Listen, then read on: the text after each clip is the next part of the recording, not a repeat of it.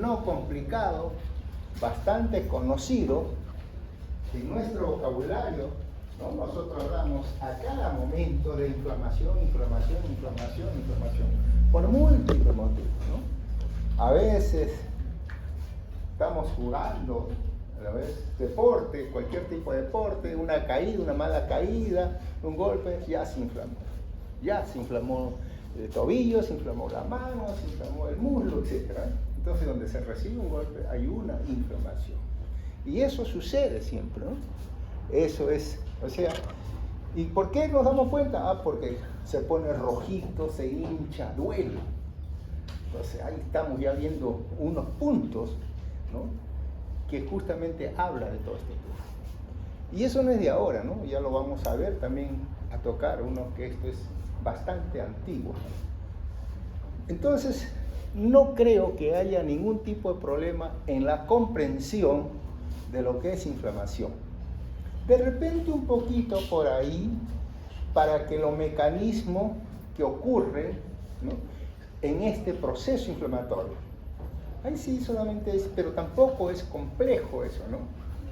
El complejo es las sustancias que van a intervenir en todo este proceso inflamatorio. Y esas sustancias son los mediadores químicos, ¿no? Ahí sí es complejo. Y cosa curiosa, ¿no? Cosa curiosa, que es esta parte de mediadores químicos que intervienen en la inflamación tanto aguda como crónica, es lo que ha elevado el conocimiento del proceso inflamatorio y también en este proceso de curación o algunas medicinas antiinflamatorias que se utilizan. Entonces, ¿y por qué antiinflamatoria? Entonces, ¿la inflamación es buena? ¿La inflamación es mala? ¿O qué concepto nosotros tenemos acerca de lo que es inflamación? Entonces ya le había dicho, podemos nosotros sufrir cualquier tipo de lesión. Ay, perdón. No sé si la puedan abrir en esa, para que no estén. Ok, gracias. Bien. Entonces, ¿cómo podemos definir? Ante todo, ¿me escuchan en el fondo? ¿Sí? Ya, entonces, muy bien. Entonces, ¿cómo podemos definir nosotros esta? Mire, o sea, a veces podemos simplemente decir, es una respuesta protectora local del tejido vivo vascularizado ante diversos estímulos destinados, ¿y esto a qué está destinado? A eliminar, diluir, neutralizar o mantener localizada tanto a la causa inicial de la agresión como a las células y tejidos muertos a consecuencia de la agresión. ¿Qué significa esto? Bueno, ustedes ven los boxeadores, vamos a ver otra vez otro ejemplo, antes de entrar ya de lleno a él. Comienzan a pelear y ¿qué cosas? Uno agarra un golpe y el otro pone el brazo. Entonces, es defensa, ¿no? ¿Por qué? Porque si me da el puño en la cara, se me va a poner rojo, se inflama. Entonces, un mecanismo de defensa del organismo propio ante cualquier injuria, daño o lesión. Otro ejemplo para entender todo este concepto simple y genérico. Cuando se produce una inflamación de repente en la mano, en el dedo o en la parte superior o distal de la mano, ahí está una inflamación, está localizada. Nos picó un zancudo, se ha inflamado. O una abeja, está inflamado. Es focalizado. El resto del cuerpo no está inflamado, ¿no es cierto? Solamente es una inflamación focalizada. Por eso es que se refiere. Y esto de acá es una respuesta protectora local del tejido vivo vascularizado, ¿no? Destinadas a eliminar, diluir, neutralizar o mantener localizada tanto la causa inicial de la agresión como a las células y tejidos muertos a consecuencia de la lesión. O sea, todo esto está focalizado. Eso es lo interesante. Ahora entramos a qué cosa es esto. Entonces, con esto ya puedo decir, ¿qué es la inflamación entonces? La inflamación entonces, ahora sí, arreglando todo el concepto que tenemos, decimos, es la reacción de los tejidos vivos a cualquier forma de lesión. Eso es lo que es la inflamación. ¿Sí? Su objetivo fundamental, ¿cuál es? Es protector o defensivo. ¿Cuál es la finalidad? Es destruir, diluir, neutralizar o contener al agente causal. ¿No es cierto? Ahora, si bien se trata de una respuesta defensiva frente a la agresión, bajo condiciones extraordinarias, también puede implicar una lesión potencial para el individuo, ¿no? Y eso lo vamos a ver. Esta lesión a veces puede haber. ¿Por qué? Porque las causas múltiples pueden ser múltiples que pueden ocasionar una inflamación, ¿no? Si bien es cierto, la inflamación entonces el objetivo fundamental es proteger. Entonces, ¿es dañino para el organismo? No, es bueno para el organismo.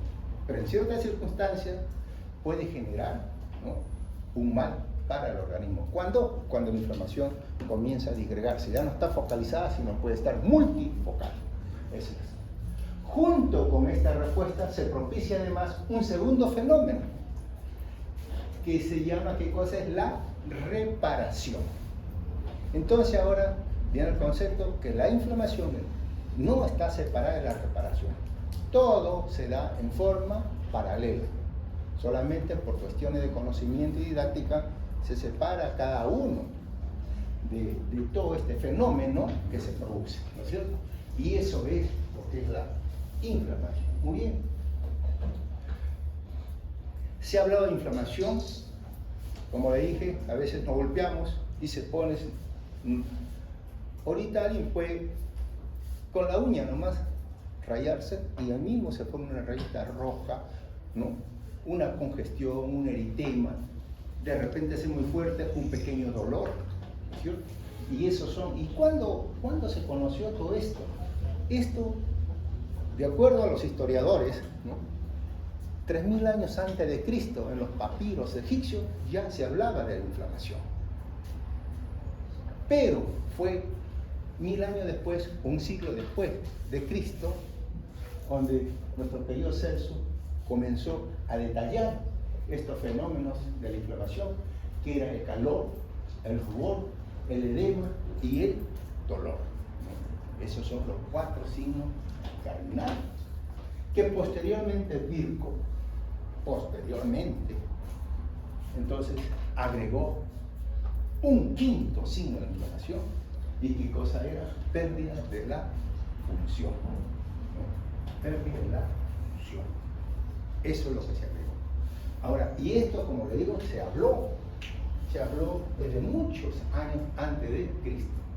Un pequeño resumen para que tengan concepto de lo que hablamos. Entonces Celso lo dijo en el siglo. Virco en el siglo XIX recién describió ahí la incapacidad. Esto ya entra como el quinto signo cardinal. Ojo, el semestre pasado le pregunté esta pregunta, ¿no? El quinto signo cardinal de inflamación, ¿no? ¿Quién fue quien lo propuso? Y se le puso todos los nombres: Virco, Hunter, Congel, Mesnikov. Y nadie contestó. Nadie contestó, por si acaso le digo, ¿no? Entonces, miren ustedes, ahí describe eso.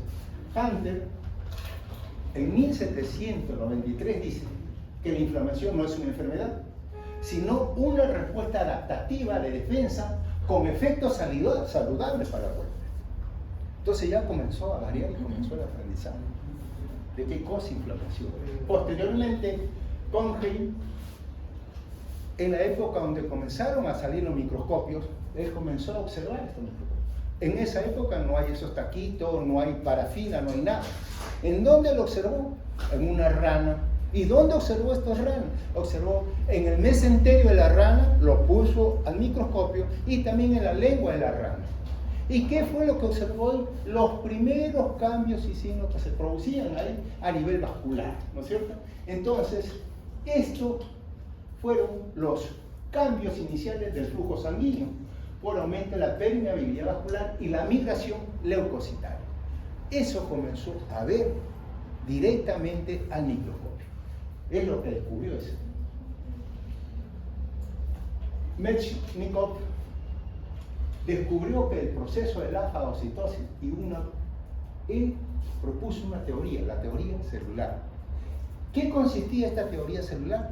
En los estudios que él realizó, es que toda inflamación comenzaba a llamar, o las células, habían células que iban hacia el foco inflamatorio. Estas células iban hasta el foco inflamatorio y por eso que lo llamó, propuso la teoría celular. Pero en esa misma época se contradijo, ¿no? Esto había una oposición. ¿Por qué? Porque en esa misma época Ehrlich había planteado una teoría humoral. ¿Y en qué cosa consistía esta teoría humoral? Que el propósito de la inflamación es llevar plasma al lugar o sitio de la agresión. Entonces, dos teorías contrapuestas. ¿Cómo se define esto? Esta teoría humoral y la otra teoría celular. Esto, pues sí, y era cierto. Los dos tenían razón. En 1908, tanto Mechnikov como Ehrlich se ganaron el Premio Nobel de la Medicina por haber propuesto y descubierto esta teoría. Y posteriormente, ¿qué viene? Sir Thomas Lewis, que estableció que sustancias inducidas localmente por la lesión mediaban cambios vasculares en la inflamación. Por ejemplo, la histamina. Este concepto, porque aquí ya tenemos la teoría humoral y tenemos la teoría celular. Y él observó y propuso que estas sustancias, estas celulitas que habían, producían cambios en la inflamación. ¿Y qué cosa es esto? Dio lugar a qué cosa? Esto dio lugar al concepto de los mediadores químicos. Entonces, eso dio lugar a él. Porque ciertas sustancias elaboradas, tanto por la sangre como por las células, hacía que haya unos cambios en este proceso inflamatorio. ¿Qué pasó? Entonces, eso eran los mediadores químicos. Y ahí comenzó, en forma ascendente, ya a hablarse de una serie de mediadores químicos que intervenían en la inflamación. E igualmente también se habló del uso de algunos antiinflamatorios, también que hasta ahora conocemos esta lesión. Muy bien, eso es lo que tenemos. Luego, la curiosidad iba, ¿y qué células intervienen en la inflamación? ¿Qué células intervienen en la inflamación? Esa era otra cosa. Bueno, y tenemos ahí un cuadrito muy bonito. Intervienen las células circulantes, todo lo que está dentro de los vasos, las células circulantes tenemos ahí. Bueno, estas células circulantes tenemos el polimorfo nuclear, linfocitos, plaquetas, monocitos, eosinófilos, basófilos y algunas proteínas también, ¿no? Las proteínas, ¿no? de coagulación, ¿no? Los citogenéticos y los factores de complemento. Además de eso, también tenemos las células endoteliales y la membrana basal. Eso es lo que había. Pero también teníamos otro tipo de células ahí. Células circulantes, células que viven en el tejido conectivo, hacia arriba. Esas células que viven en el tejido conectivo y otras proteínas que tenemos también en el tejido conectivo. Todo este componente intervenía en este proceso inflamatorio. Y ahí lo vamos a ver. Las células circulantes, leucocitos polimorfonucleares, eosinófilos, basófilos, linfocitos, monocitos, plaquetas. Proteínas circulantes, estas son las proteínas circulantes, la que, vamos a ver, acá, todas estas son proteínas circulantes, factores de coagulación, sistema de raceminas o quininas, ¿no? Y el sistema complemento. Luego tenemos también las células que viven en el tejido conectivo. Estas son los mastocitos, macrófagos, fibroblastos. Mastocitos, macrófagos, los fibroblastos tenemos. Y los componentes componente de la matriz extracelular. También tenemos dentro de este componente de matriz extracelular, tenemos nosotros a las proteínas fibrosas estructurales, colágeno, las elastinas. Luego tenemos también las glucoproteínas, ¿no?, adherentes, como son qué cosas, la fibronectina, la laminina, colágeno no fibrilar, la tenasina y otros casos. Proteoglucanos igual. Y esto es lo que es la membrana basal con las células endoteliales, ¿no?, es decir, y aquí, y de los vasos sanguíneos. Y entonces aquí vamos a encontrar qué cosas, principalmente glucoproteínas adherentes y proteoglucanos a nivel de toda esta membrana basal. Entonces ya sabemos qué células intervienen en este proceso inflamatorio o este fenómeno de la inflamación. Muy bien.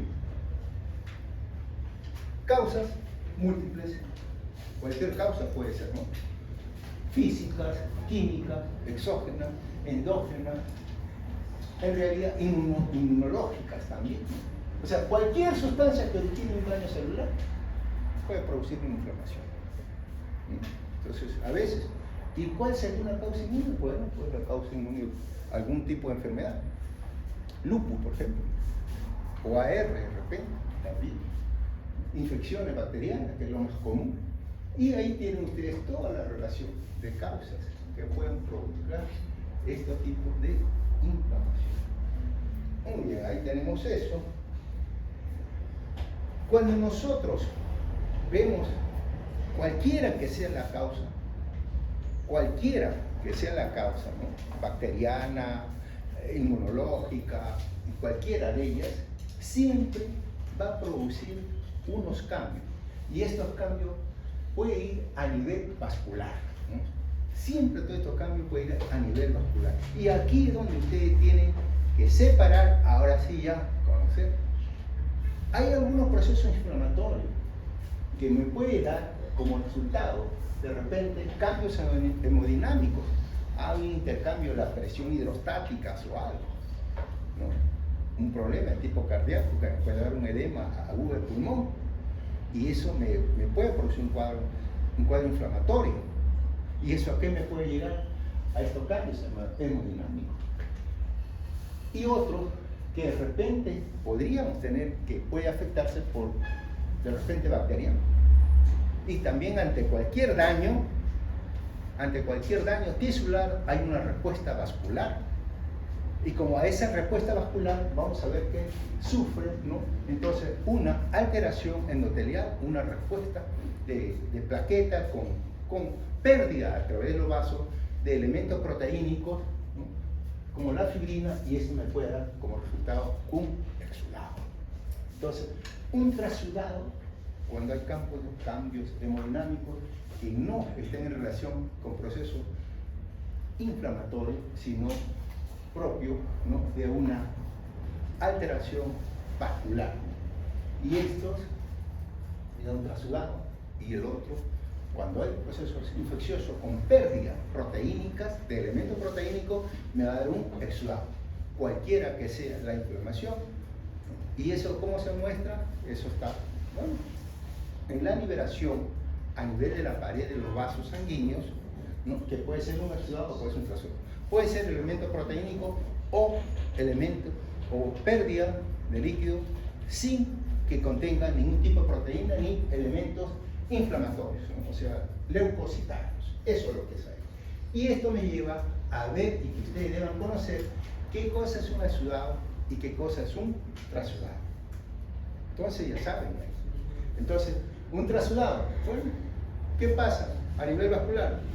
Un aumento de la presión hidrostática, una disminución de la presión osmótica, ¿no? De repente puede decir, ya, bueno, mire ahí, una disminución de la presión hidrostática intersticial, también puede dar. Un exudado, proceso inflamatorio, colágenopatía, neoplasia, etc. Las características que vamos a tener acá, ¿no? Entonces, a veces, cuando ustedes sacan un líquido, por ejemplo, de repente un líquido articular provocado por una infección, ¿no?, y ese líquido ya no es claro o amarillento, sino o si no un líquido cefalorraquídeo. No es líquido translúcido, limpio, claro, ¿no? Es un líquido medio lechoso, oscuro, opaco. Esa es la diferencia. Claro y lechoso, turbio o sanguinolento. Importa otro, la densidad. Siempre un trasudado es menor de 1.016. En el exudado es mayor a 1.016. El pH igual, ¿no? Mayor en el exudado, en el trasudado a 7.2 o 7.3 y el otro es menor a 7.3. ¿Qué nos interesa a nosotros? Y eso para ustedes también es fácil verlo cuando envían un estudio de líquido al laboratorio. Ustedes están mirando, además de esto, miren las proteínas. Ah, caramba, proteína. La proteína en el trasudado es menos de 3 gramos por decilitro. En el exudado más de 3 gramos por decilitro.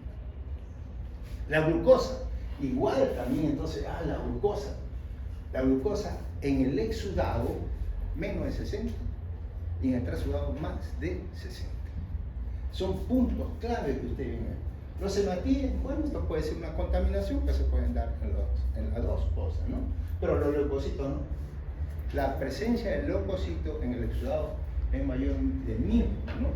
Unidad por milímetros cúbicos. Entonces, eso es lo que vemos.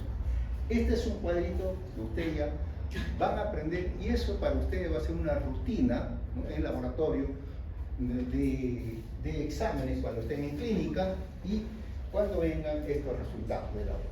Muy bien. Y también aquí otro cuadrito para que ya vayan sabiendo qué cosa es de todos esos elementos celulares, la funcionalidad y la importancia que tiene cada uno de ellos. Los neutrófilos, bueno, hay que saber que decimos, bueno, los neutrófilos son las primeras células, ¿no? que aparecen en la inflamación. Eso es lo que son los neutrófilos, ¿no? Es la primera célula que aparece en la inflamación. Los neutrófilos también, ¿qué otra cosa me puede servir de ahí? Bueno,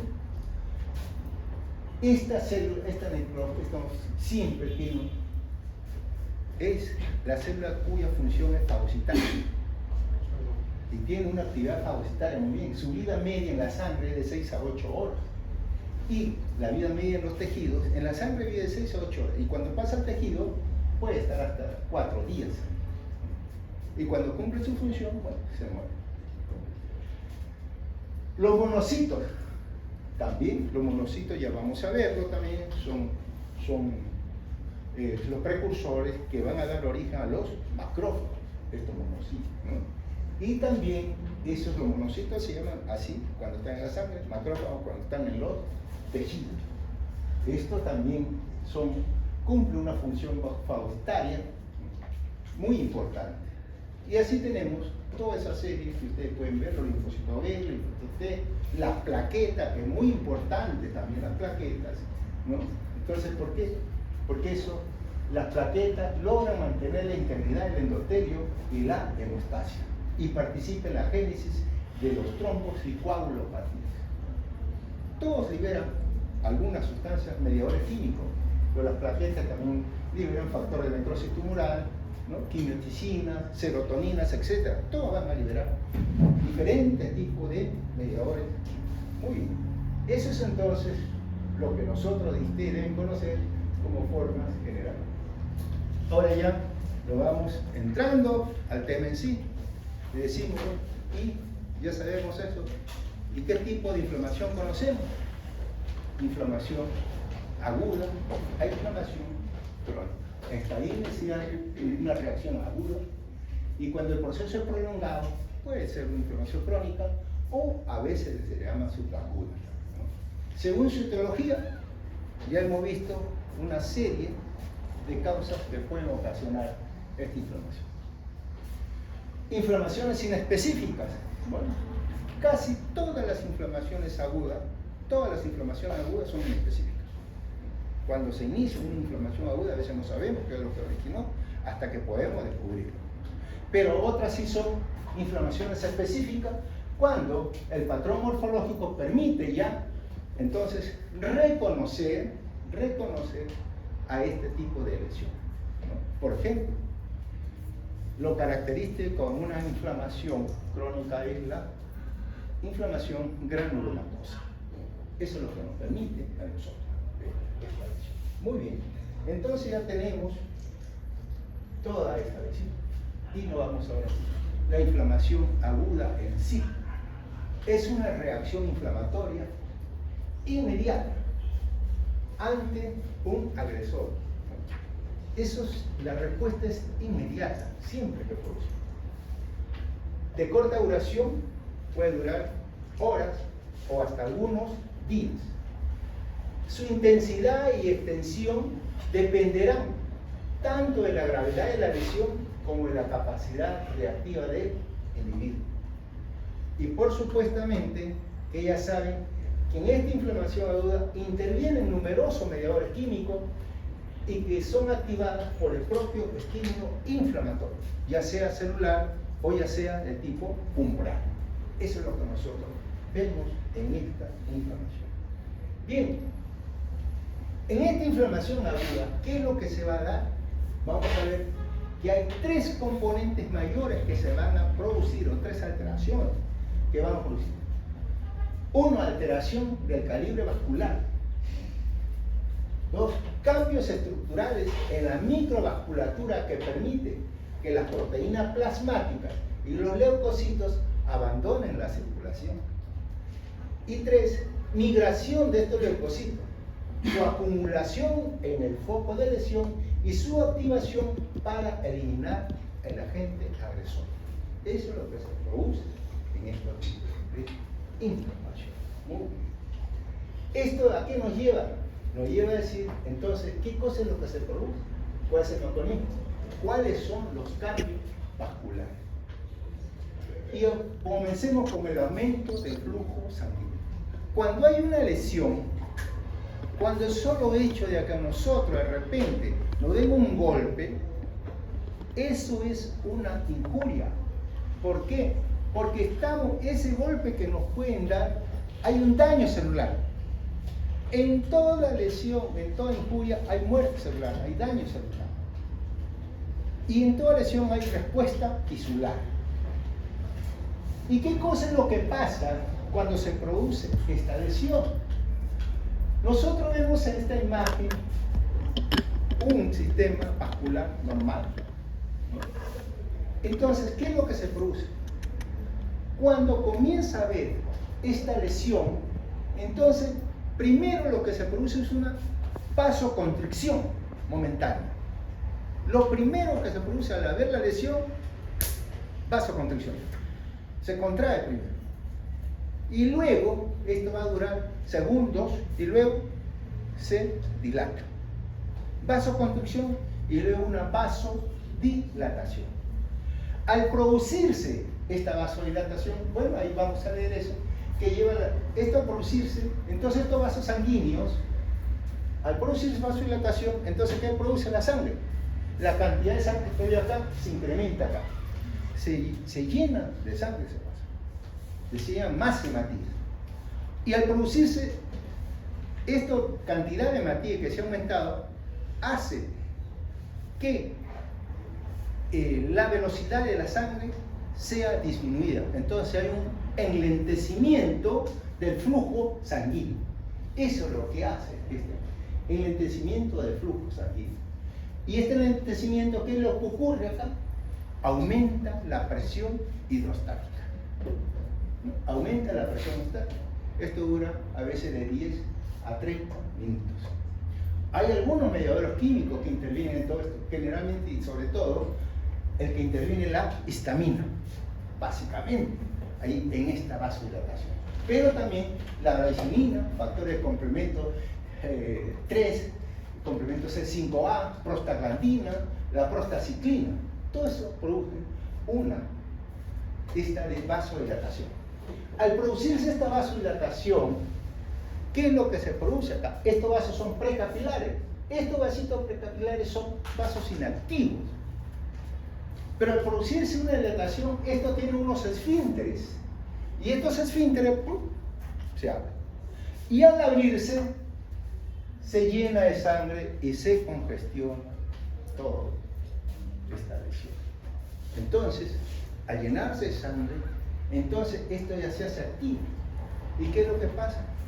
Aparece pues lo que es el rubor, se pone rojito todo, la hiperemia. Eso es lo que aparece, una hiperemia. Entonces se pone rojo, esta lesión. Muy bien, ahí vamos avanzando poco a poco. Bien, entonces vamos a ver que esto, ahí lo dejamos en la hiperemia, lo dejamos ahí para hablar posteriormente qué es lo que sucede con las células circulantes. Este aumento de la permeabilidad celular da lugar a la salida de líquido rico en proteínas hacia el intersticio, ¿no es cierto? Eso es lo que va a pasar aquí. Pero esto se va a dar, y dependiendo también de la gravedad del golpe.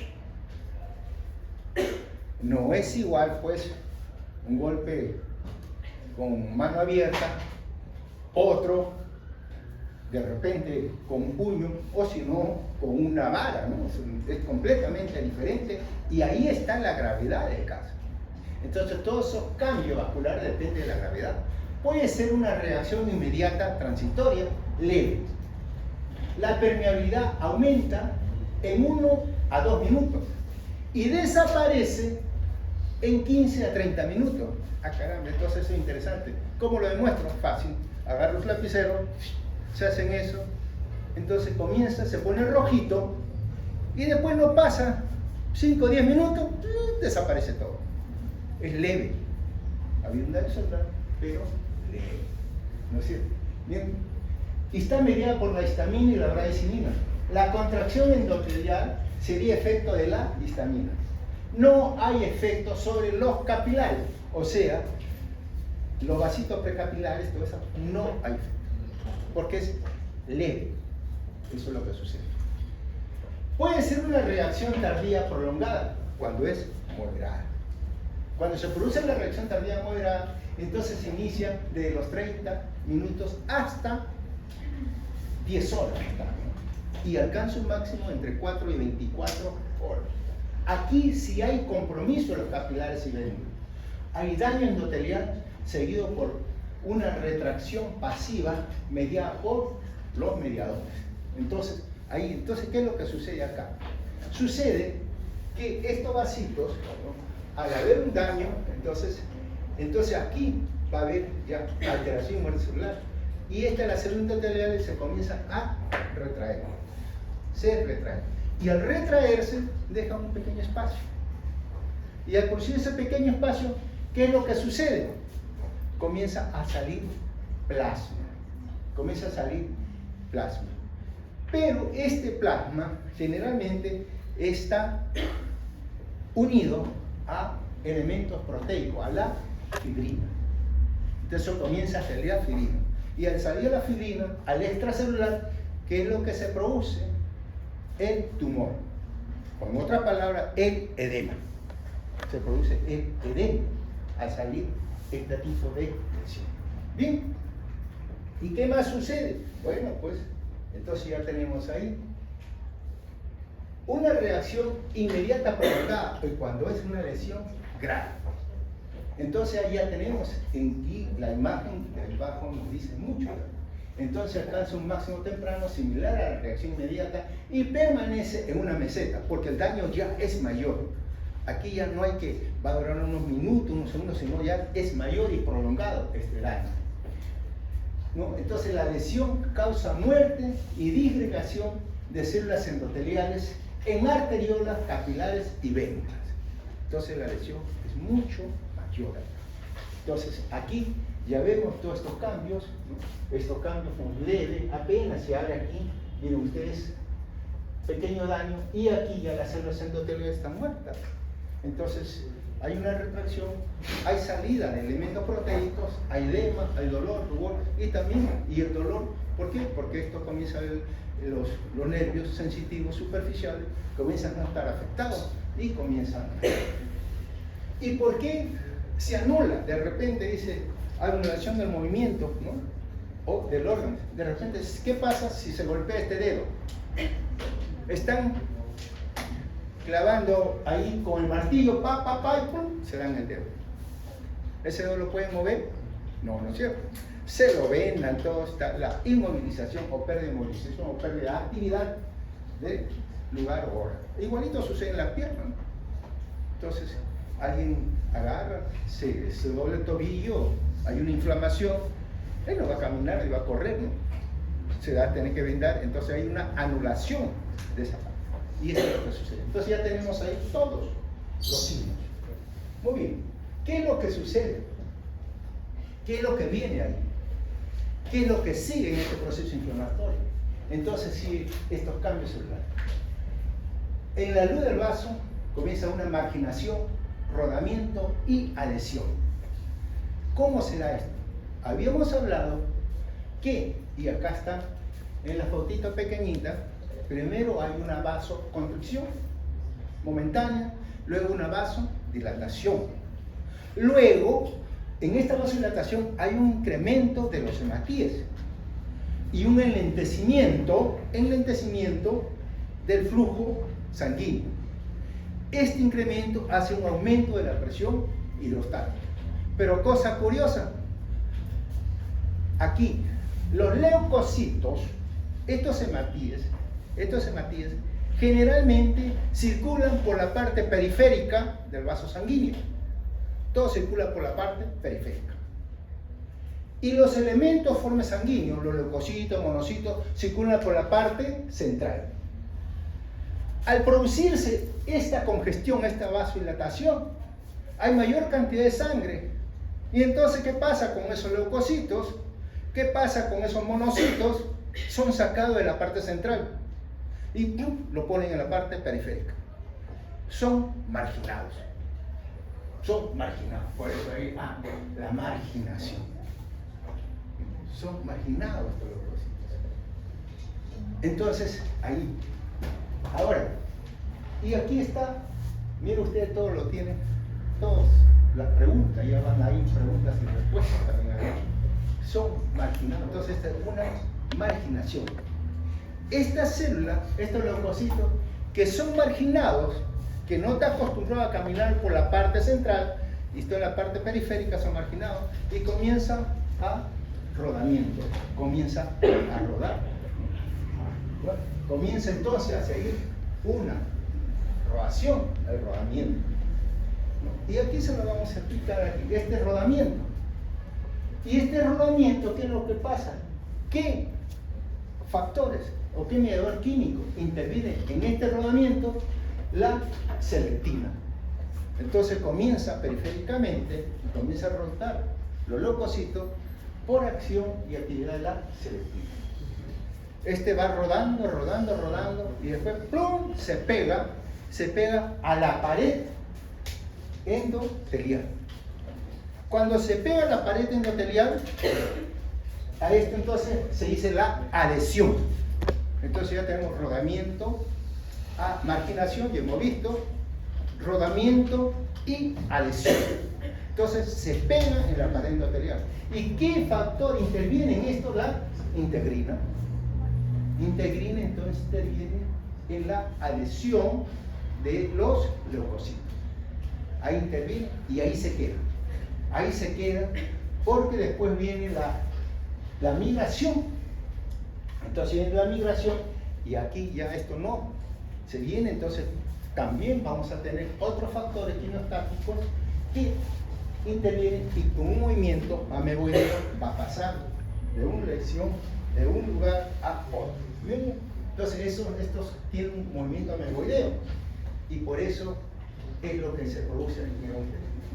Entonces tenemos ahí y comienza a haber rodamiento, la adhesión y la extravasación. Comienza, se mueve ahí, mediante las fibronectinas que le permiten salir a través de los espacios interendoteliales. ¿Por qué? Porque ustedes saben, ya lo hemos dicho, que en ese golpe severo hay muerte de células endoteliales, hay retracción también de estas células endoteliales y le dejan espacio libre para que puedan salir los leucocitos. Los que también salen frecuentemente y con mucha rapidez son los monocitos, no tanto así como los linfocitos y otros elementos, que son mucho más lentos. Pero esto llega acá y pum, está en la capa basal. ahí se quedan. Ahí se quedan en la capa basal y tenemos ahí. Y luego esto, ¿qué pasa? Viene la quimiotaxis. Lo dejamos entonces, ¿qué ha pasado? Y se pegó en la capa basal. Se pegó en la pared del vaso sanguíneo, ahí lo dejamos. Bien, ahí está entonces ya descrito todo lo que pasa en esta lesión. Marginación y rodamiento, la migración de la salida hacia el intersticio del leucocito y el eritrocito, ¿no? Entonces, esto migra mediante movimientos ameboideo y que ocurre a través de las uniones interendoteliales. Ahí lo dejamos. Muy bien. Ahora sí, continuamos. ¿Qué cosa es lo que sucede? Bien. Viene la quimiotaxis. Este leucocito que ha pasado y que se ha localizado en las afueras del vaso, se quedó allí. Se quedó allí. No tiene ningún tipo de movimiento. Pero este leucocito tiene unos receptores. Y vamos a encontrar en el lado de la lesión, vamos a encontrar entonces ahí nosotros unas moléculas atrayentes, quimio atrayente, y estos, los leucocitos, en la superficie de los leucocitos, en la superficie del monocito, tienen unos receptores de estos quimio atrayentes. Al unirse estos quimio atrayentes a los receptores de los leucocitos, va a liberar calcio. Entra calcio a las células de los leucocitos. Al entrar calcio, al entrar magnesio, ¿esto qué sucede? Comienza el leucocito a moverse. Le da la activación. Y este movimiento activo que tiene hace que estos leucocitos se dirijan al foco de la lesión. Eso es la quimiotaxis. Eso es la quimiotaxis. ¿Está bien? Muy bien. Entonces ya tenemos qué cosa es la quimiotaxis. Ahí está descrito también, ¿no? La quimiotaxis, ¿no es cierto? Los leucocitos se fijan con agente miotáctico, ¿no? Y que tienen unos receptores de membrana, ¿no? Estos receptores para sustancias quimioatrayentes que al unirse producen entrada de calcio capaces de percibir la gradiente de concentración y dirigirse hacia la zona donde está el foco inflamatorio, donde están los genes, las bacterias, todo eso. Ahí está. Muy bien. Hasta ahí hemos llegado. Ahora, ¿qué sucede? ¿Qué falta? Falta entonces el otro mecanismo, la fagocitosis. Esta fagocitosis, entonces, tiene tres etapas. Reconocimiento y unión, englobamiento y muerte y degradación. Eso es lo que tiene. ¿Qué es lo que sucede ahora? Los leucocitos que llegan a las zonas donde están todos estos bichos, todo el cuerpo extraño, las bacterias, llegan ahí están. Pero estos leucocitos también no pueden hacer nada, están ahí quietitos. Las bacterias tienen sí unos receptores que habíamos dicho. Y esta bacteria también tiene dentro de su componente celular las oxocinas. Y estas oxocinas, ¿no?, permiten que esta oxocina se una a los receptores de los leucocitos. Al unirse esta bacteria que tiene las oxocinas, al unirse ahí, es lo que se conoce el reconocimiento y la unión. El reconocimiento y la unión. Entonces, el leucocito reconoce la bacteria, tiene oxocina, ellos tienen los receptores, listo. Ya lo reconoció y ya se unió. Una vez que se ha unido esto, ¿qué es lo que pasa ahora? Se forma una invaginación. Estos leucocitos van a formar una invaginación. Entonces, al formarse una invaginación, todos esos grupos bacterianos van a pasar adentro. Una invaginación, se invaginan, ¿no? Entonces se abre ese sistema, pero esto no puede quedar abierto. Esto tiene otra vez que juntarse, esta pared. O sea, esta invaginación, ustedes ven que tiene que estar abierto. Eso tiene que juntarse mediante microfilamentos que tienen estas células. Entonces tienden a juntarse otra vez. Y acá va a quedar un globito, queda una vacuola intracitoplasmática. Esta vacuola intracitoplasmática son lo que conocemos como fagosoma. Estos son los fagosomas. Entonces ya fue ingerido, fue ahí englobado, ¿no? Y se forma un fagosoma. ¿Qué pasa? Ahora tenemos a los polimorfos nucleares que tienen gránulos azurófilos, ¿no es cierto? O granos neutrofílicos, que ustedes lo conocen. Esos gránulos tienen una serie de elementos, una serie de componentes lisosomiales, ¿no? Y eso es lo que va a descargar, hacia esa célula, hacia esa bacteria, y las mata, las disgrega. Entonces comienza ahí, entonces la destruye y se forma ya una muerte y degradación. Esta celulita, este leucocito, que ya destruyó, cumplió con su función. ¿Qué produce? ¿Qué pasa con ese leucocito? Se muere. Se produce una apoptosis. Se produce una apoptosis y ¡pum!, se murió. Listo, ahí acabó. Pero ¿qué pasa? Ahora vamos a la otra parte. ¿Qué pasa si este componente, si este bichito es un bacilo de Koch? ¿O es otro elemento? Es un virus. Entonces, esta célula no es capaz de destruirla.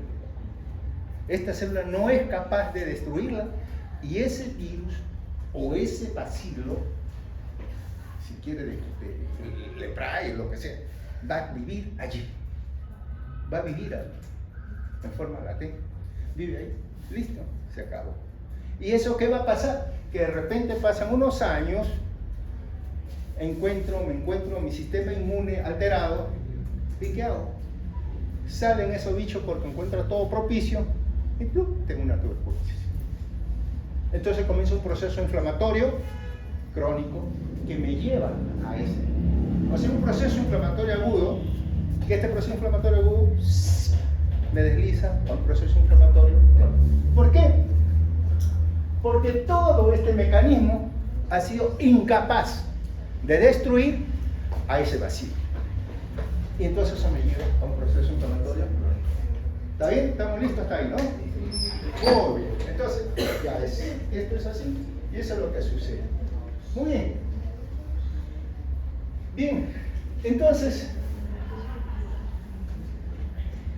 vemos acá que hay liberación. Esto es lo que producen los leucocitos, ¿no? Estas enzimas, esos granulocitos o células, los gránulos azurófilos. Y eso es lógico ver, porque a veces en las inflamaciones agudas, ustedes ven en hemograma que le piden eso, o un paciente con una apendicitis aguda, después dice, el leucocito con esos gránulos azurófilos. Y esos gránulos azurófilos contienen enzimas lisosomiales, ¿no? Metabolitos activados derivados de oxígeno. Productos también, durante todos estos elementos son liberados por los neutrófilos. La enzima lisosomial, metabolitos activados derivados del oxígeno, productos del metabolismo del ácido araquidónico, ¿no? Como la prostaglandina, los leucotrienos. Todos esos son elementos que están ahí. Por eso es que la funcionabilidad, ¿no? Y el factor que tiene de fagocitosis de los leucocitos es bastante alto, ¿no? Ese factor, más que los monocitos, porque su función monocito es fagocitar, pero pierden su actividad fagocítica, pierden ellos. ¿Por qué? Porque el monocito, al activarse, al convertirse en macrófago, pierde esa capacidad, o disminuye por lo menos bastante, claramente. Muy bien. Bien. Defectos que pueden pasar en la función leucocitaria y que puede intervenir o bloquear este proceso. Interfieren con la inflamación y aumentan la susceptibilidad frente a las infecciones. son algunos defectos genéticos y adquiridos, como una neutropenia. ¿Ves? Tengo un problema genético y ya cualquier infección, listo, me va a matar. Defecto en la adhesión leucocitaria. Defecto en la fagocitosis, también hay defectos, ¿no? Como el síndrome de Chedia-Higashioka. Defecto en la actividad microbicida, en la enfermedad granulomatosa crónica. Ahí existen, por ejemplo, defecto hereditario en la NADPH oxidasa. Es un poco raro, ¿no? Esa es bastante largo. Estos son lo que sucede y que me puede dar, porque todo no es pues color de rosa. Siempre pasa algo y algo tenía que pasar cuando suceden estas alteraciones. Muy bien. Mediadores químicos. Mediadores químicos, le dije en un inicio que esto es una clase de mediadores químicos.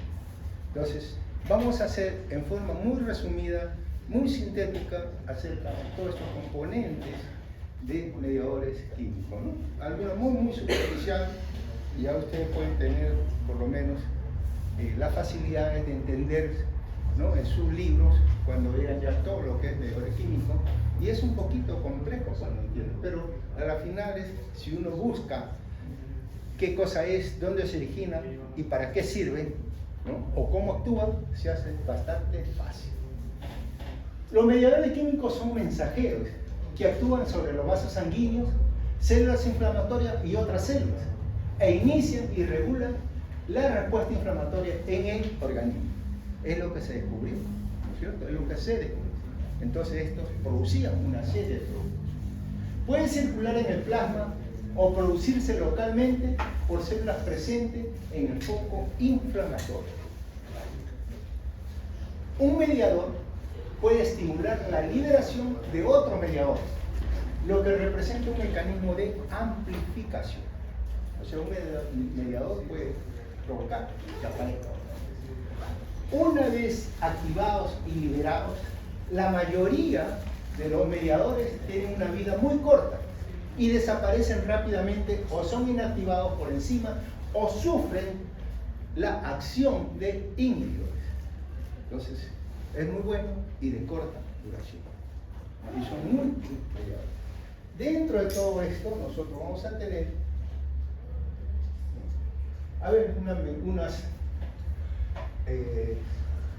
las aminas vasoactivas.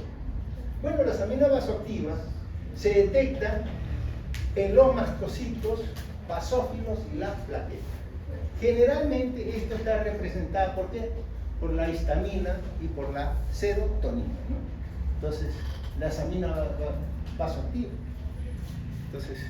Entonces aquí se detecta, entonces está representado. Entonces yo le digo, un mediador químico vasoactivo, ¿cuál será este? De frente ponen la histamina y la serotonina principalmente, ¿no?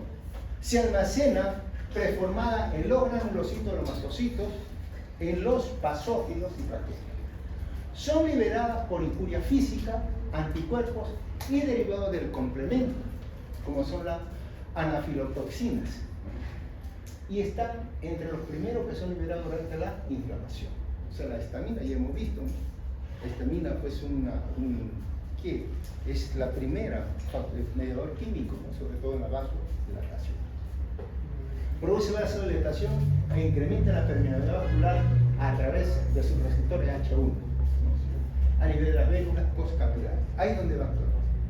Entonces, eso es lo primero que vemos ahí. Y fue el primer ejemplo que se puso, ¿no? Cuando se vio por microscopio. Bien. Metabolitos del ácido araquidónico.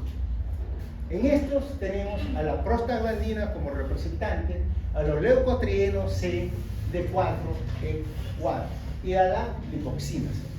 Estos son los metabolitos representantes. Los dos primeros, la prostaglandina y los leucotrienos, participan en los cambios vasculares y celulares de la inflamación. La lipoxina inhibe la inflamación, evitando el reclutamiento de leucocitos. Eso es lo que vemos. El ácido araquidónico es liberado de la membrana celular por acción de la fosfolipasa A2 y es responsable de la síntesis final de la ciclooxigenasa para la prostaglandina y la lipoxigenasa para los leucotrienos. Eso es lo que vemos en esto. Muy bien. Bueno, hay un cuadrito donde está ya más especificado y pueden ver ahí la histamina, quién lo produce, los mastocitos principales, las plaquetas, donde se encuentran los alveolares preformados, ¿no? Y la serotonina. Entonces ella tiene ya un cuadrito donde se representa cómo está y para qué sirve y cómo se usa. Eso es lo importante que tienen estos cuadros. Bien, entonces habíamos dicho pues, entonces, que la prostaglandina entonces, son producidos por los mastocitos, macrófagos y células endoteliales. Interviene en la vasodilatación e incrementa la permeabilidad vascular. Son responsables del dolor y la fiebre en la inflamación aguda. También le digo ahora, que me acuerdo, fue pregunta de examen, de examen del ciclo pasado, y si lo ven, ustedes tienen su banco de preguntas, van a ver. Yo no sé cómo hacen, ¿no? No sé cómo hacen, pero ustedes lo tienen. Entonces, dice, ¿quién es el responsable de la fiebre en inflamación aguda? Prostaglandina. Eso es. Muy bien. Los leucotrienos son producidos por leucocitos y mastocitos. ¿Producen qué cosa? Producen vasoconstricción, aumento de la permeabilidad vascular y broncoespasmo, ¿no? Eso es lo que produce. Bien. Eso es entonces lo que vamos a ver. Las proteasas plasmáticas, ahí tenemos el sistema de complemento, el sistema de las cininas, el sistema de los factores de coagulación. Entonces, esto de acá no lo he desarrollado, pero ahí tenemos ahí. Factores de activación de plaqueta, ¿no? El cual es un mediador bioactivo derivado de fosfolípidos. Causa agregación y liberación placental. Broncoconstricción, vasodilatación, aumento de la permeabilidad vascular, incremento de la adhesión leucocitaria y la quimiotaxis leucocitaria. Ese es el factor activador de la plaqueta. La citocina, esa es la más importante en el proceso inflamatorio, y estas son, dentro de la citocina, la más importante es el factor de necrosis tumoral y también el factor de necrosis tumoral alfa, y las interleucinas es 1, y estos son secretados por macrófagos activados y el factor de necrosis tumoral beta, y también por la célula. Las quimiosinas, familia de las proteínas, es una familia bastante pequeña que actúa como quimioatrayente, reclutando distintos tipos de leucocitos al sitio de inflamación. Eso se dedica a las quimiosinas. Si las quimiosinas comienzan a ver, ¿para qué? Para mayor cantidad de leucocitos vayan al foco de lesión, y esto ¿qué cosa hace? Poder atacar o focalizar ese lugar donde se está produciendo la inflamación aguda. Muy bien. Bien, otro cuadrito de estos mediadores químicos, ¿no? Donde ustedes lo pueden ver, analizar y ver, ¿no? Tanto a uno, por ejemplo, de dónde es un mediador performado, o de dónde es y qué fuente y dónde se produce todos estos mediadores químicos. Todo esto está otro cuadro igual, donde están las interleucinas. Cada una son interleucina 1, 2, 3, 4, 5, y todo es su función de cada una de las interleucinas, ¿no? ¿Sí? Es un cuadro en el cual pueden ustedes desarrollarlo y verlo. Otro igual, las citocinas y las quimiosinas también, ¿no? ¿Qué cosa y cómo intervienen entre la interleucina 1 y el factor de necrosis tumoral? Y cómo es que van a actuar cada una en cada uno de los procesos, ya sea a nivel inflamatorio, a nivel de células endoteliales, a nivel también de tejido conectivo, ¿no? De fibroblastos, y eso es lo que nosotros vemos en la acción que tienen estas citocinas y quimosinas. Bien, eso es lo que hemos visto entonces en los cuadros que hemos visto. Bien, ¿Qué factores modifican la reacción inflamatoria? Hay otros factores que no dejan que pueda haber. Puede ser en relación al agente causal. Depende de la cantidad de penetrancia, resistencia a la neutralización potencial patógeno, duración y persistencia. Eso puede influir mucho. Entonces, también factores relacionados con el huésped. Depende de qué, de la edad. Entonces, una edad avanzada puede ser que por mismo deterioro orgánico no permita un buen proceso de curación y reparación. Estado de nutrición igual también va a constituir un factor en la cual modifica la reacción inflamatoria. Trastornos hematológicos, alteraciones de la inmunidad, enfermedades generales subyacentes y el riego sanguíneo. Muy importante lo que es el riego sanguíneo. ¿Por qué? Porque para el proceso de curación, reparación, se necesita mucho oxígeno, ¿no? Sin embargo, si hay un riego sanguíneo alterado, entonces la curación, reparación, todo se va a ver alterado también. O por cualquier enfermedad subyacente. De repente le digo, y puedo adelantarme, una inflamación crónica. Esto de acá. Una enfermedad general puede ser una diabetes. Esa diabetes me da, ¿qué cosa? Alteraciones vasculares periféricas. Entonces cualquier lesión me altera esta reacción inflamatoria, ¿no? Muy bien. Bien, y este es el proceso que sigue ahí, la evolución.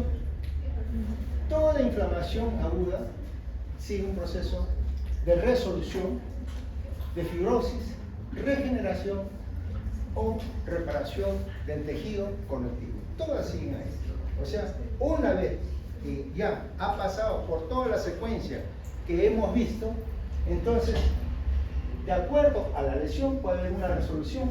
Cuando el daño celular es mínimo, el tejido vuelve a ser funcional sin alteraciones ni secuelas.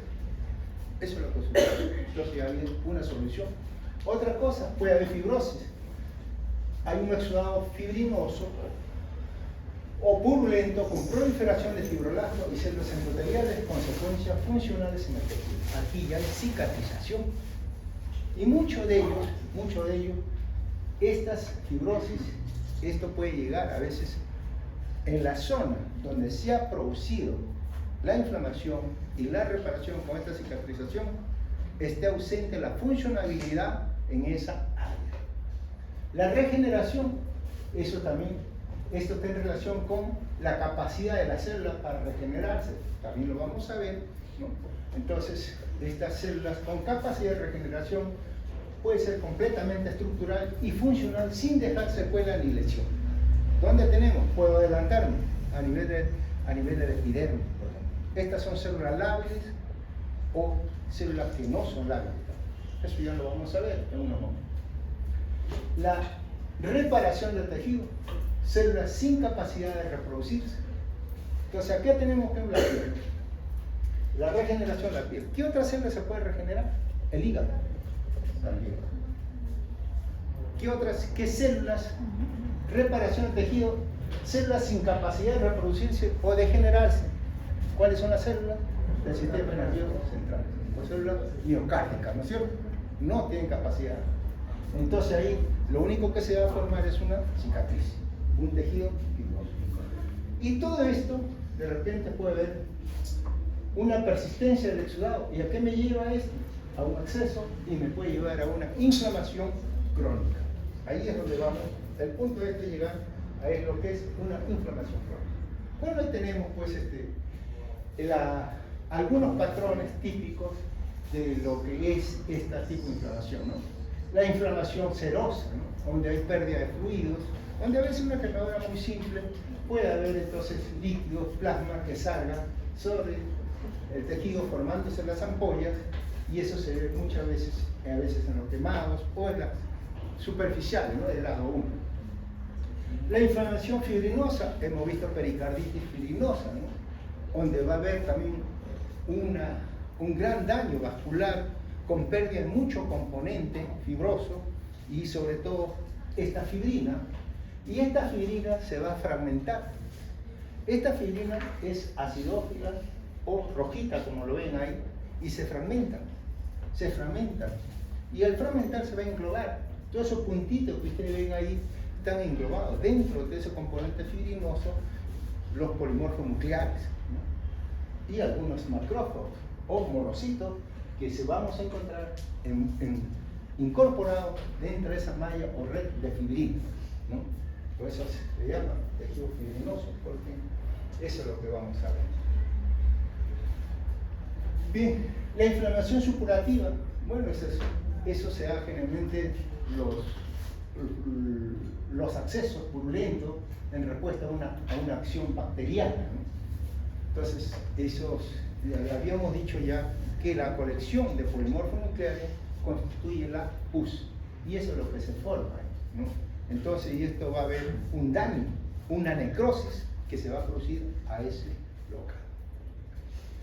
La apendicitis es la otra cosa, es la inflamación supurativa, ¿no? Esta es la otro tipo de lesión, ¿no? O flemonosa, el flemón. Y eso lo vemos muchas veces en la apendicitis. A veces los médicos juegan un poco con los pacientes.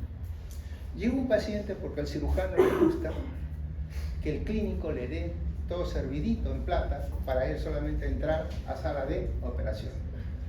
El cirujano no es el que pide hagan estos análisis o el otro, o no es el que se pone a ver al paciente y clínicamente diagnosticarlo, sí, es una apendicitis.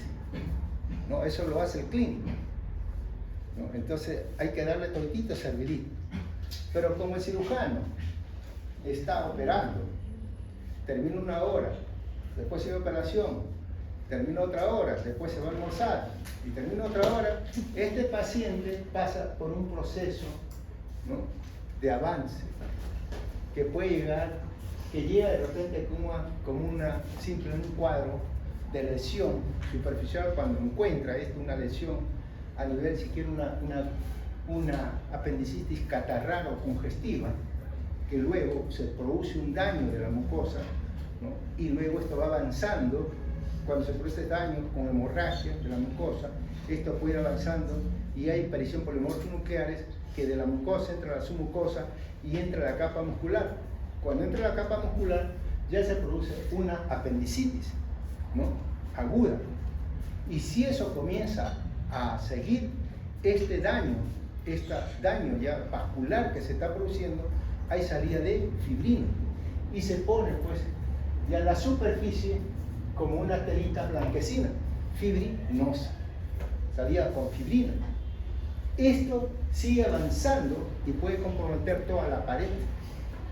Entonces, a veces nosotros llamamos a veces puede haber una apendicitis aguda hemorrágica o supurativa, ¿no?, o flemonosa también le llamamos. ¿Por qué? Porque cuando abrimos nosotros ya todo. Si nosotros vemos que este polimorfo nuclear y esta la capa muscular se ve muy leve, todavía no hay perforación. Pero si nosotros vemos que ya falta la capa muscular, así la serosa esté libre, así la serosa esté una pequeña capa, pero no hay muscular, eso ya está perforado. ¿Por qué? Porque el diagnóstico de apendicitis aguda se da por la presencia de polimorfo nuclear en la capa muscular, ¿no es cierto? Y la perforación no necesariamente se tiene que romper todo, sino la separación completa de estas fibras musculares ya está en la serosa. Y esa serosa es lo que me va a producir toda esta periapendicitis o de repente una peritonitis regional o focalizada. Esos son los cuadros característicos que nosotros vamos a tener. Muy bien. Y con esto llegamos a lo que es la inflamación crónica. Bueno, dice, es la respuesta inflamatoria mantenida en el tiempo, como consecuencia de una agresión persistente durante semanas, meses o años, y puede ocurrir bajo dos circunstancias. Continuar de una inflamación aguda, es la explicación que habíamos dicho. Continuar de una a una inflamación aguda. Bueno, el ejemplo tranquilo, de repente es Lo que nos ha atacado es un virus y esto no lo puede. O sea, todo el proceso de inflamación aguda es ineficiente para poder destruir el tejido.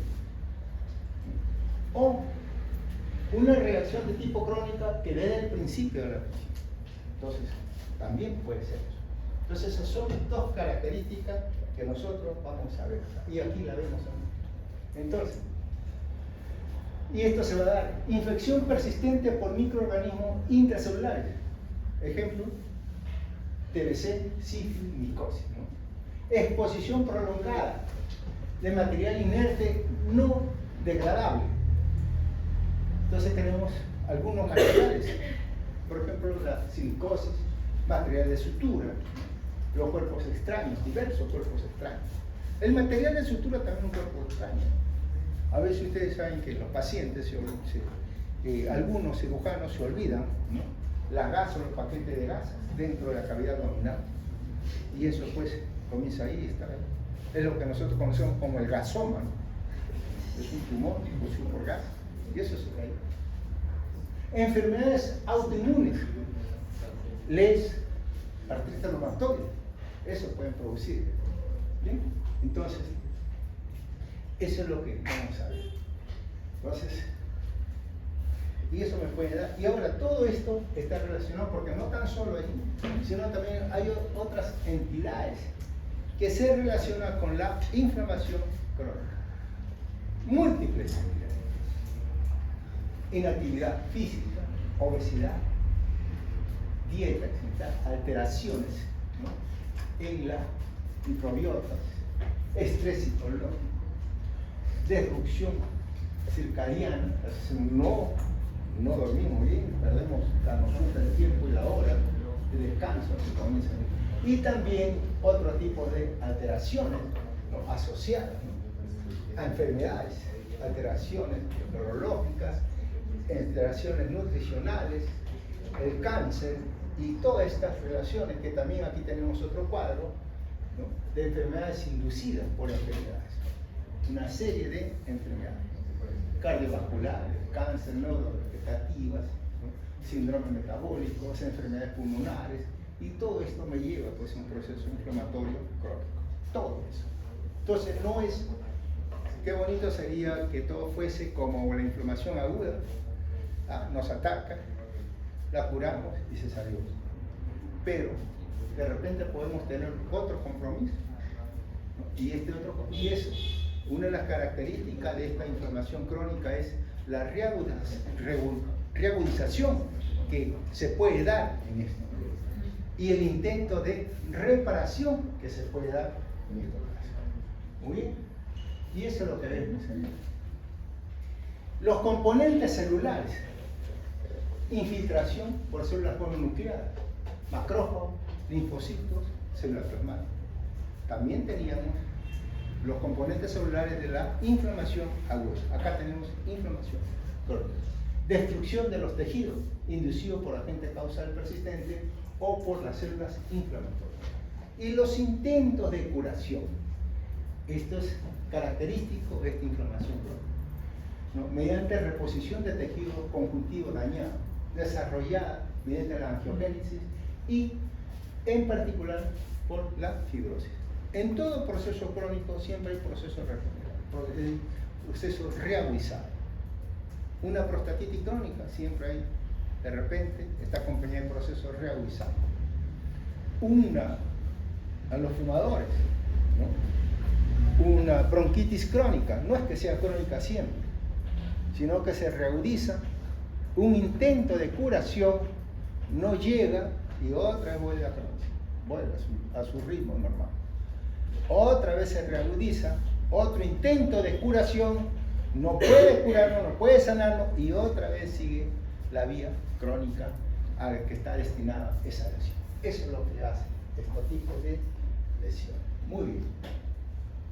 Bueno, la célula representativa aquí son los monocitos. Entonces, estos monocitos provienen ¿de dónde? De la célula madre, que son los monoblastos. Esos monoblastos, ¿no?, que están en la célula pasan a la sangre. Estos son los monocitos. Y estos monocitos, cuando pasan al tejido, ya se llaman los macrófagos. Pasa al tejido macrófago. Y como macrófagos, estos van a constituir el sistema fagocítico mononuclear. Y el sistema, como célula del sistema fagocítico mononuclear, lo tenemos en diferentes partes del organismo, que no vienen a ser sino unos monocitos activados, ¿no? Entonces, unos macrófagos activados. Y lo tenemos ahí, la microglia, entonces, o la microglia a nivel del sistema nervioso central, la célula de Kupffer en el hígado, ¿no? Los macrófagos alveolares en el pulmón, las células, los osteoclastos en el hueso.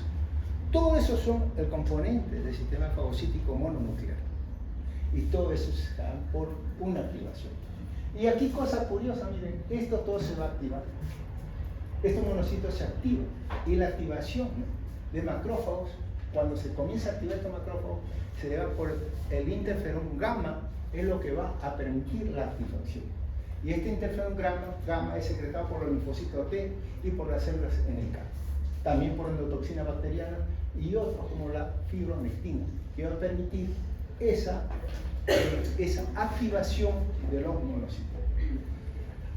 La funcionalidad de estos monocitos, como digo, es bacteriana, pero en este proceso de activación es donde pierde parte de esa agresividad. Por eso los polimorfos nucleares actúan más. Pero esto tiene una ventaja sobre los polimorfos nucleares.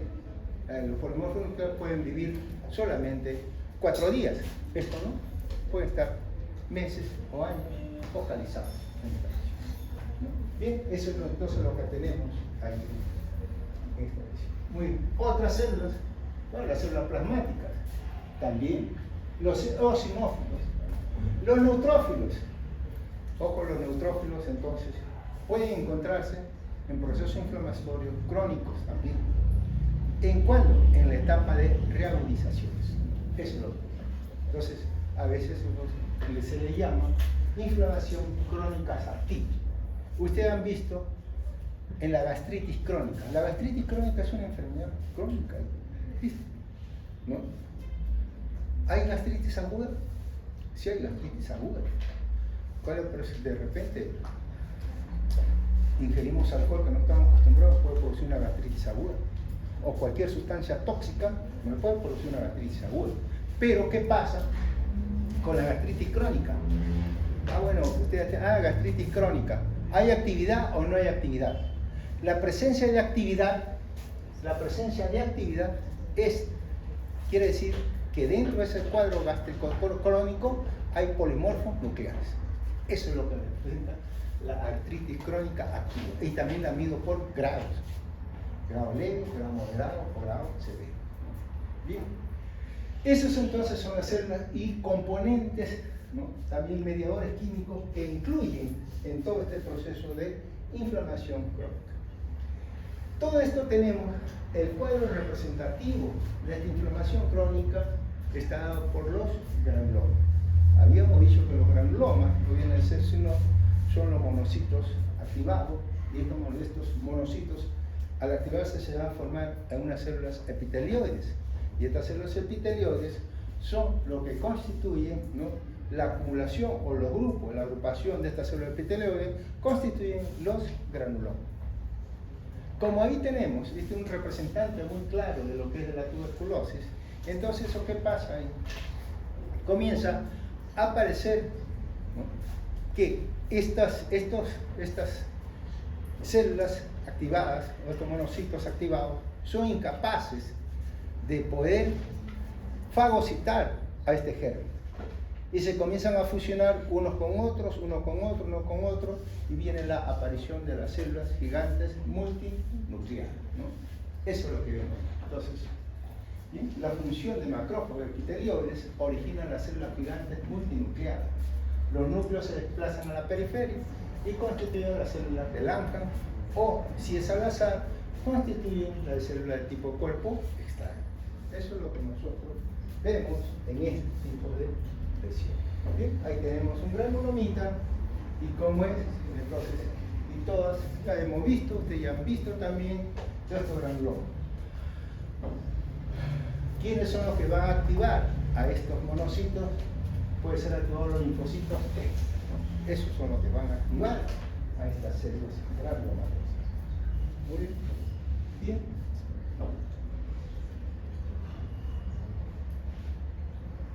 Entonces, patrones que vemos ahí, el característico es, bueno, son los granulomas, ¿no? Entonces, una granuloma, una necrosis gaseosa central, y esta necrosis gaseosa central va a contener restos celulares, ¿no? Generalmente la TBC está dada por una hipersensibilidad de tipo 4. Pero hay otros tipos de granulomas en la cual toda esa necrosis central puede haber y se ve. Esa necrosis gaseosa solamente la vamos a ver en dónde, la vamos a ver en este tipo de lesión. Pero no tanto así, por ejemplo, en la sarcoidosis, que también puede ser lesiones granulomatosas, pero sin necrosis gaseosa. Y tenemos una serie de elementos celulares. Granuloma cuerpo extraño, ahí ustedes pueden ver, entonces tenemos ahí, estos son los cuerpos extraños. Son múltiples cuerpos extraños que se pueden ver, ¿no? Que están englobados dentro de las células gigantes multinucleadas. Ahí se pueden englobar y se pueden ver. Cuerpo extraño. Una colesterolosis, ¿no? En la vesícula biliar. Esa colesterolosis, ese colesterol en la vesícula biliar, o ese barro biliar, es un cuerpo extraño. Puede dañar y puede producir estas células gigantes multinucleadas, ¿no? Con cuerpo extraño. Lo que hemos visto, cuando se pinta la piel, ¿cómo se llama? Cuando se echa tinta china. ¿Tatuaje? ¿Ah? ¿Tatuaje? Tatuaje. El tatuaje, la sustancia, el tatuaje es cuerpo extraño. También vamos a ver esto. La amalgama que utilizan los dentistas, también cuerpo extraño. La amalgama, entonces esa amalgama, cuando el dentista pone, a veces daña. Y al dañar, de repente está una bolita, un granulomita, cuerpo extraño, ¿no? Las sustancias que se ponen a veces, los botox o unas sustancias para embellecimiento, también son cuerpo extraño y también produce todo esto. O sea, hay múltiples de estas lesiones del cuerpo extraño, ¿no? Entonces, la plata también que utilizan también los dentistas, ¿no? Esas sustancias, amalgamas que se utilizan para los dientes, que utilizan y todas esas sustancias, como le digo, son cuerpo extraño y justo, vamos a ver, el hilo, ¿no? A veces comienza a suturar con seda, la seda no se reabsorbe y queda como cuerpo extraño. Entonces y esos son cuerpos extraños exógenos o cuerpos extraños endógenos también, ¿no? El talco igual. Bien, granulomas, también la micosis, ¿no? Entonces la blastomicosis, por ejemplo, que lo tenemos ahí, ustedes ven el timoncito de barco, que ya lo han visto también en sus prácticas de laboratorio, también son cuerpos extraños. ¿Sí? Y toda la formación granulomatosa. La fístula senderocutánea, las comunicaciones, ¿no? Entre el tubo digestivo y la piel, y la mayoría de las veces que son originadas por una complicación de intervención quirúrgica. También inflamación crónica, eso se da. Y una relación, como representante mismo de toda esta lesión, una relación de todas estas lesiones o todas estas causas que pueden producir lesiones granulomatosas, ¿no? Todas estas, bastante amplia una relación. Muy bien. Entonces con eso ya podríamos pasar a reparación de los tejidos, ¿no? Entonces, ¿ya es hora de irnos? Todavía. ¿Ah? 10 minutos. Ah, 10 minutos. Bueno, trataremos de hacerlo en 5. La reparación de los tejidos. Entonces, ¿qué hacemos ahora? Dice, comienza casi junto con la inflamación aguda, pero se completa cuando el agente agresor ha sido destruido o neutralizado. Entonces lo que dice, no es que la inflamación aguda dure a 4 días, 5 días, 7 días y después recién comienza la inflamación crónica. No. La primera célula en aparecer son los polimorfos nucleares. A las 48 horas, 24, 48 horas, comienzan a aparecer los monocitos. Los linfocitos también comienzan a aparecer. ¿Y por qué no aparecen tan rápido los linfocitos? Porque le dije, el movimiento amibiano que tienen los polimorfos nucleares es bastante efectivo. Por eso es que salen y se dirigen a mí.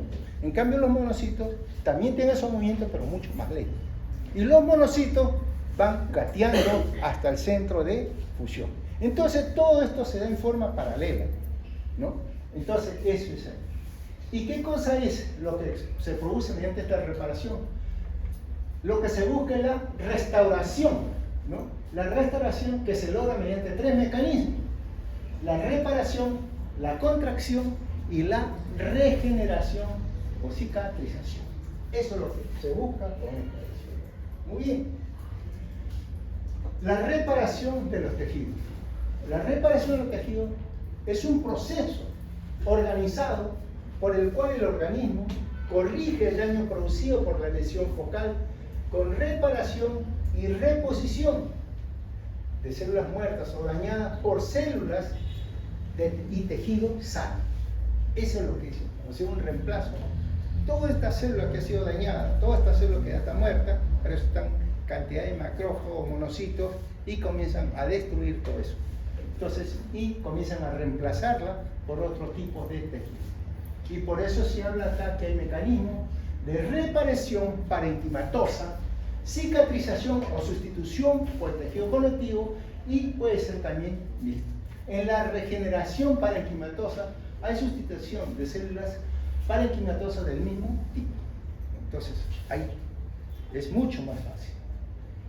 En la cicatrización o sustitución de tejido conectivo, la sustitución del tejido lesionado es por un tejido distinto al original, ¿no?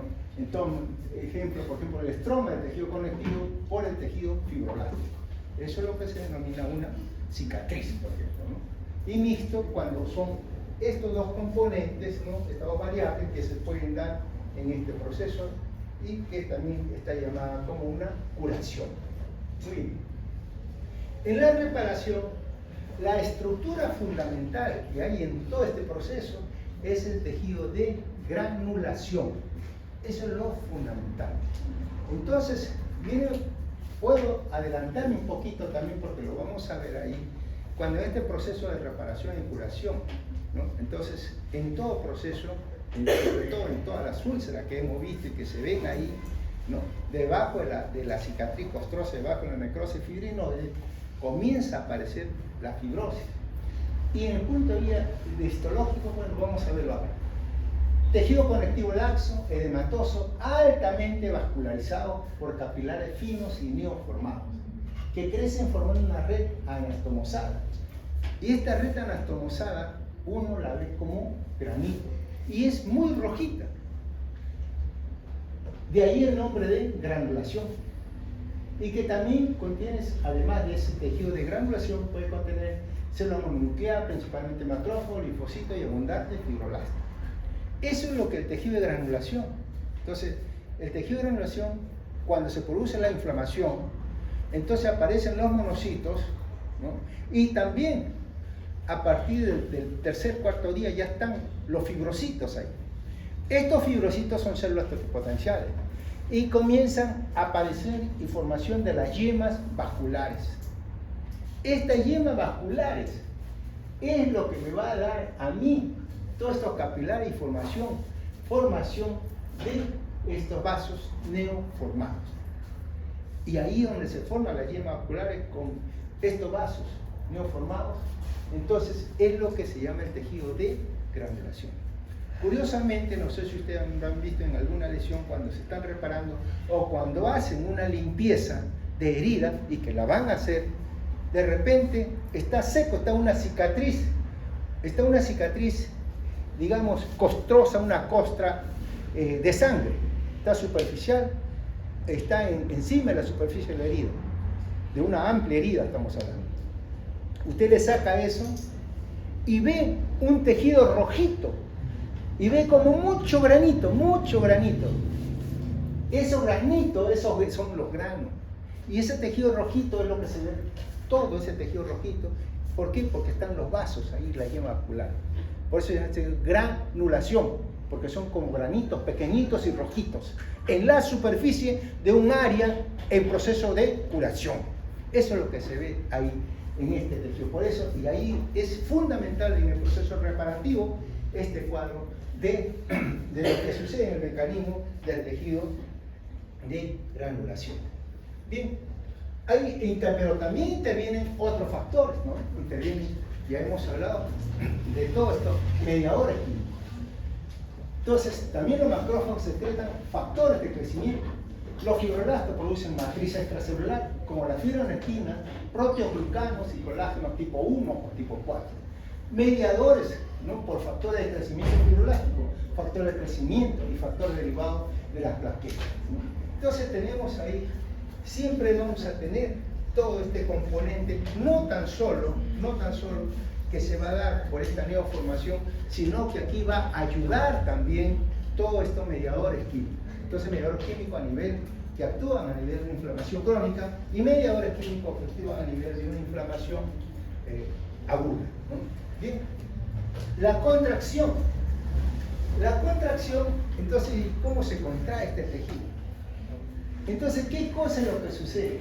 Aquí va a haber, cuando se produce esta lesión, por ejemplo una úlcera, digamos acá hay una esquemita, se produce esta lesión, entonces aquí ya a nivel de las paredes, a nivel de fondo y a nivel de las paredes laterales hay inflamación aguda. Esta inflamación aguda, ahí vamos a encontrar poco después, los fibrocitos, tejido de granulación, vamos a encontrar los monocitos. Pero aquí también hay, en estos fibrocitos, hay células, le dije hace un momento, que estos fibrocitos son tejidos a células totipotenciales, ¿no es cierto? Eso es lo que se va a variar en fibroblastos y puede variar en células mioblásticas también. En ese proceso vamos a tener nosotros los miofibroblastos. Este miofibroblasto son células musculares o son células fibroblásticas. Está en un proceso de transición. Y esta célula transición, este proceso de la transición también tiene factores, ¿no? Factores como la actina, como la nectina. Y esto tiene, ¿qué cosa? Comienza a aparecerse en estas, se dirigen hacia los extremos de la lesión. Se dirigen hacia estos extremos de la lesión y comienzan a formar una red. Tiene la facultad de migrar para formar una red de extremo a extremo, ¿no? Y entonces esta red se va acercando y se va contrayendo, o sea, la contracción se hace. Entonces este extremo con este extremo comienza a juntarse unas fibras que van colocando, no el epitelio, sino esta parte superficial, ¿no? Por acción de los miofibroblastos. Al acercarse, entonces se produce una contracción, y eso es lo que se llama la contracción, un acercamiento de todo este daño celular. Intervienen una serie de componentes celulares ahí, en este acercamiento celular. Eso es lo que es la contracción. Por supuestamente que eso después ya, el proceso curativo, va a pasar unos días, ¿no? Y la regeneración, entonces, viene ahí, consiste en el reemplazo de las células parenquimatosas muertas por células idénticas que mantengan la integridad de la función originada desde el parénquima vecino o del dañado. Entonces eso puede darse.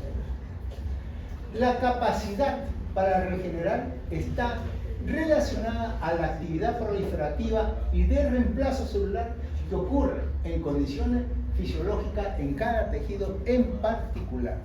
Y aquí es donde viene ahora a tallar qué cosa es lo que sucede y cuándo es que esta reparación puede llevarse limpia o sin ningún tipo de alteraciones celulares. Y esto está en relación a si son células lábiles, células estables. O las células lábiles son aquellas células en la cual se encuentra normalmente un proceso continuo o sea, de replicación celular o de reproducción celular. Es un proceso continuo, ¿no? Entonces, cuando se encuentra un proceso continuo de reemplazo celular, entonces aquí hay excelente posibilidad de regeneración. Por ejemplo, la epidermis. La epidermis es la capa basal, la capa parabasal. Acá, cuando hay una lesión, se produce un incremento de la mitosis. Al producirse incremento de la proliferación celular, comienza a sanar el resto. Constantemente se están regenerando. Eso es. También las células en la sangre, ¿no? Suerte, las células de nuestros hematíes viven solamente 120 días, entonces tenemos una posibilidad regenerativa constante.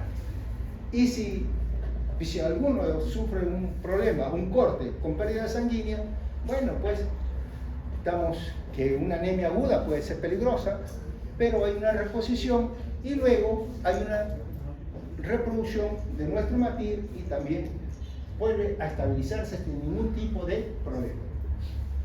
Las células estables, normalmente sus necesidades de reemplazo son mínimas. Son células estables que están allí.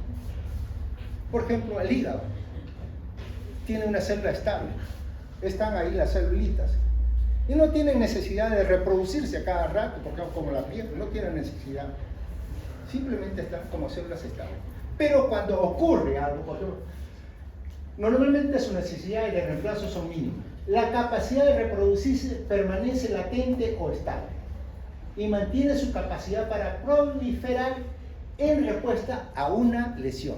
Entonces, si ocurre algo, la facilidad que tiene el hígado es de reproducirse inmediatamente o regenerarse, ¿no? Eso es ahí. Las células glándulas endocrinas también pasan por ese mismo sistema. Esas son las células estables. Están ahí, no se reproducen, pero cuando la necesidad es el oxígeno, comienza la reproducción. Y luego tenemos las células permanentes, que son células que debido a su alto grado de especialización han perdido su capacidad para reproducirse. Por lo tanto, frente a una lesión, las células y su función no se recuperan y la estructura se repara solamente con una cicatriz. Tenemos ahí músculo esquelético, las neuronas, el miocardio, ¿no? Entonces ahí no va a haber funcionalidad cuando hay ese tipo de células. La cicatrización, en función de la naturaleza y el tamaño de la herida, se dice que la cicatrización se puede dar de dos maneras, ¿no? Se puede dar de primera intención o de segunda intención. Entonces, cuando nos cortamos, caramba, ¿cuál será una herida de primera intención? ¿Cuál será una herida de segunda intención? He tratado yo de describirle lo mejor posible para que puedan entenderla ustedes también este proceso de cicatrización. Si yo le digo, en pocas palabras, ¿no? La cicatrización, por ejemplo, ahora ya no se utiliza esas gilets, ¿no? Para afeitarse, pero sí hay, por ejemplo, esos cortes punzantes de repente. O una cosa más fácil todavía, usted va al cirujano, el cirujano tiene acá una herida, ¡pum!, le abren la herida con un bisturí. Esa bisturí, entonces, abre una herida limpia, una herida que no va a haber mayor espacio en ella, no va a ser abierta, sino una herida muy fina y limpia. Eso es lo que sucede ahí, un corte, una incisión. ¿Y qué cosa es lo que pasa con eso? Al producirse esta apertura, va a haber un sangrado. Al producirse estos sangrados, ¿qué cosa es lo que sucede? Al producirse estos sangrados, se produce un coágulo.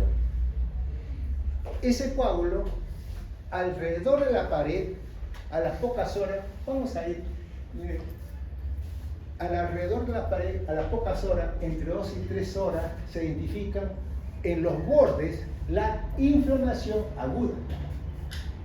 Y al segundo día, porque habíamos dicho que los macrófagos aparecen a las 48 horas, al segundo o tercer día comienzan a aparecer los macrófagos. y comienza a aparecer los macrófagos, y entonces comienza ese coágulo, comienza a